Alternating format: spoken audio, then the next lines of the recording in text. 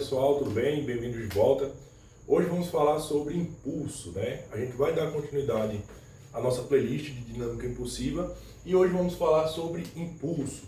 Para a gente compreender o que é impulso, vamos primeiro definir o que é impulso. Então imagine que você tem um corpo que ele tem uma determinada quantidade de movimento, essa que a gente já definiu na aula passada, e que sobre esse corpo seja aplicada uma força durante um certo intervalo de tempo. Então o que vai acontecer com esse corpo? Essa quantidade de movimento inicial que ele tinha vai ser alterada devido a essa força aplicada durante esse intervalo de tempo. Então a gente vai definir impulso como uma variação na quantidade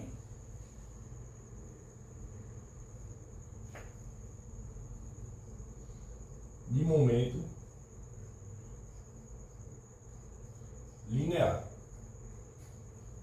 Então, da mesma maneira que a quantidade de movimento era uma grandeza vetorial, o impulso também vai ser uma grandeza vetorial.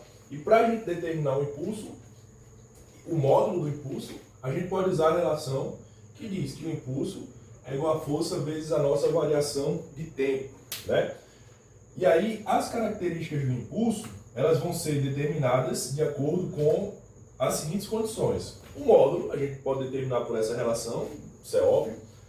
A direção vai ser coincidente com a força. Então, se eu tenho uma força que tem essa direção aqui, o meu impulso ele também vai ter a mesma direção. Tá certo? Ele vai ser preservado de acordo com o sentido da força. Tá certo? E o sentido, ele tem o mesmo sentido da força. Então, isso aqui também a gente pode compreender porque esse ΔT vai ser positivo, né? Então, não ter a chance desse impulso ter um sentido oposto ao sentido da força, como foi o caso da quantidade de movimento, que no exemplo passado acabava dando um valor contrário, né? Um sentido contrário. O que a gente pode dizer? Essa forma de calcular impulso, ela é válida se a nossa força ela for uma força constante. Mas o que acontece se a nossa força ela for variável? Se a força for variável, o impulso vai ser representado para você através de um gráfico, tá certo? Então aqui eu coloquei um gráfico, eu tenho uma curva qualquer que vai demonstrar as relações da força com o passar do tempo. Nesses casos, para você determinar o impulso, você vai fazer a área abaixo dessa curva. Então suponho que eu quero calcular o impulso do intervalo T1 até o intervalo T2. Eu faço a área abaixo dessa curva desse intervalo e vou conseguir determinar um impulso. Só que o que acontece? Nem sempre essa figura aqui, essa figura formada abaixo dessa curva, vai ser algo fácil de calcular a área. Então você pode fazer a decomposição dessa figura em várias outras figuras, né, com o intuito de transformar em uma forma mais fácil de calcular esse impulso. Né? Então, você vai ter algumas figuras padrões e aí você tem que lembrar de calcular a área. Então, por exemplo, a área de um quadrado, né? Vai ser L ao quadrado. A área de um retângulo, que é base vezes altura. A área de um trapézio, que também é muito comum de ser cobrada nisso daqui, vai ser base maior mais base menor vezes altura dividido por 2. Isso daqui tem que saber, não tem plano de correr, tá certo? Então, se você não sabe calcular a área de figuras, vai lá, dá uma retomada em matemática, estuda ali a área de figuras planas, que você vai conseguir calcular e você vai ver que isso é bem fácil, tá bom? Agora, o que acontece? Foi dito aqui pra gente que o impulso, tá certo? É a variação da quantidade de movimento, né? Agora, de que maneira a gente vai relacionar impulso e quantidade de movimento? Então a gente disse que impulso poderia ser determinado da seguinte maneira: impulso é igual a força vezes variação de tempo. Só que se a gente parar para lembrar, como é que a gente vai calcular a força? De acordo com a segunda lei de Newton, a força vai ser o produto da massa por sua aceleração.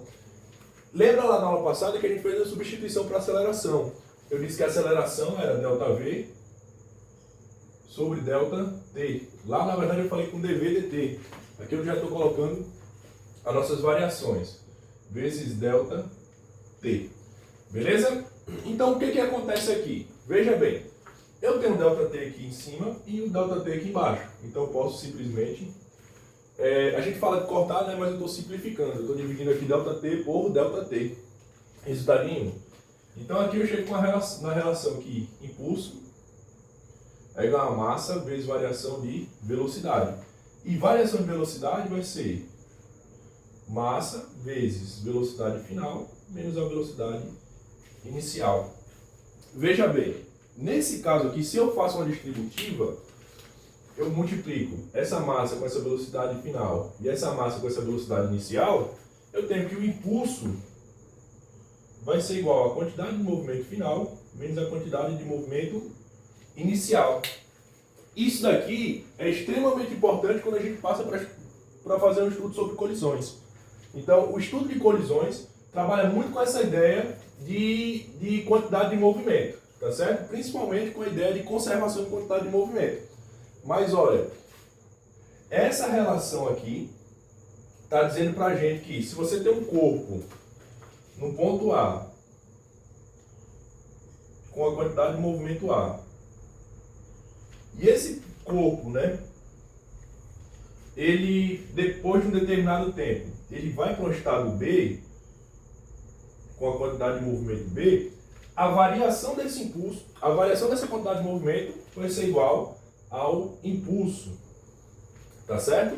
Então, tenha isso em mente, que existe uma relação entre impulso e quantidade de movimento, entre o nosso momento linear. A gente usou isso como a nossa definição de impulso. A gente define o impulso a partir disso, e aqui a gente está demonstrando como é que a gente chega nisso. Agora veja só, princípio da conservação da quantidade de movimento. O que que acontece aqui, pessoal? Isso daqui é extremamente importante, tá certo? Princípio da conservação da quantidade de movimento. O que que diz pra gente? A quantidade de movimento do sistema mecanicamente isolado é constante. Primeiro, o que é um sistema dito mecanicamente isolado? Um sistema dito mecanicamente isolado é um sistema que a gente está livre da atuação de forças externas. Então, nesse sistema, não existe forças externas atuando sobre os corpos. Então, se não existe uma força externa atuando sobre os corpos, a gente pode dizer que o impulso é igual a zero. Né? O impulso é igual a zero. E se o impulso é igual a zero, eu uso essa relaçãozinha aqui, eu posso dizer que ΔQ é igual a zero. ΔQ, por sua vez, para ser zero, eu tenho que QF tem que ser igual a quantidade de movimento inicial. Então, essa ideia de conservação de quantidade de movimento, como eu já falei antes, é importante para a gente entender as colisões, tá bom? Existem vários tipos de colisões, mas isso aqui é importante para a gente compreender o estudo das colisões. Coisas importantes para a gente ressaltar aqui. Eu posso ter um sistema onde a quantidade de movimento ela é preservada, tá certo? Mas a energia mecânica não é preservada. Porque a energia mecânica do teu sistema, ela vai ter uma relação de não dependência. Então ela não depende da quantidade de movimento, tá certo? São coisas distintas. Mas entenda que se o teu sistema for mecanicamente isolado, ausente de forças externas, isso daqui tem que ser verdade, beleza? Tem muita questão que você vai trabalhar apenas com isso, tá bom? E para isso, vamos fazer uma aula agora, né? Vamos dar início a uma aula onde a gente trabalha apenas com resolução de exercícios, beleza? Então eu espero você aí e até uma próxima.